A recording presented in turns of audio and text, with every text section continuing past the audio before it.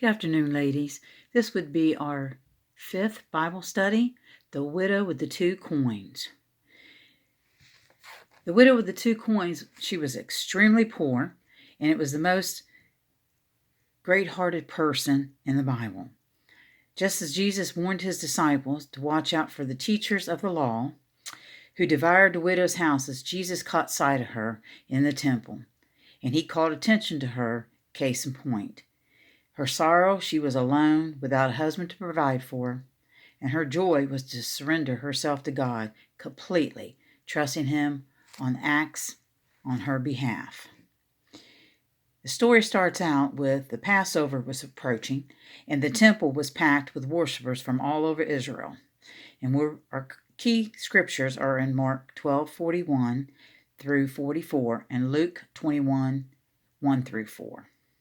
So if you want to read up on this, the widow with the two coins, that's the Bible verses you go to. So the previous Sunday, Jesus had created a sensation as he rode down the Mount of Olives into Jerusalem. He was mounted on a donkey. A large crowd had gathered, carpeting the road with palm branches and shouting, "Hosanna to the Son of David! Blessed is he who comes in the name of the Lord! Hosanna in the highest!" Well, some of the Pharisees scandalized that Jesus was being hailed as a Messiah, demanding, "Teacher, rebuke your disciples." He said, "I tell you," he replied, "if they keep quiet, the stones will cry out." Stung by his words, the teachers of the law began to plot how they could break the law by murdering him at their first opportunity.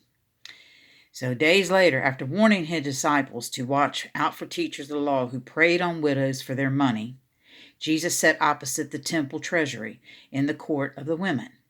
The place was crowded with people dropping their offerings in one of the 13 trumpet-shaped receptacles that hung on the walls.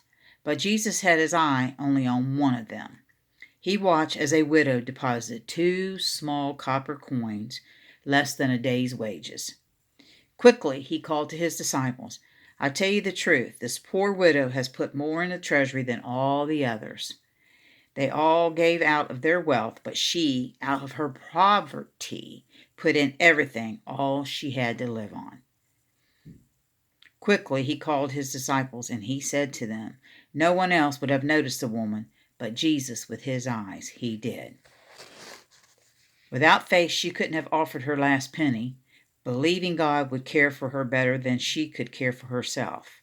But there is yet another, more subtle aspect to her story. How easy it would have been for her to conclude that her gift was simply too meager to offer, that she was ashamed to give just 2 pennies. But in her heart, she knew that God would see this and knew that that was all she had to her name, and that by giving this, she was giving God everything she had. Jesus noticed this, and surely they meant more to her than they would have to anyone else. Somehow she must have had the grace to believe in the value of her small offering. Well, maybe God, in manner speaking, did need what she had to offer. Perhaps her gesture consoled Jesus a short time before his passion and death. She had given everything she had to live on, and he would give his life soon also. So the story of the widow and her 2 copper coins reminds us that God's kingdom works on an entirely different principle than the kingdom of this world. And in divine economy, the size of the gift is no consequence. What matters is the size of the giver's heart. So God's promise of provision is nowhere more evident than in this story of the widow, who gave all she had. She had no one else to rely on, just as we have no one else to rely on but God.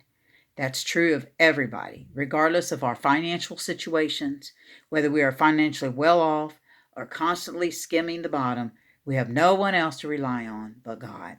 Our true security is not in our belongings. It's not in our bank accounts. It's not in anything else that we have. It's only in God. And he has promised to provide for us. So the lady with the 2 coins, the widow, was very loving and very caring. And in our world today, we are so into money that we can't serve God and have money too.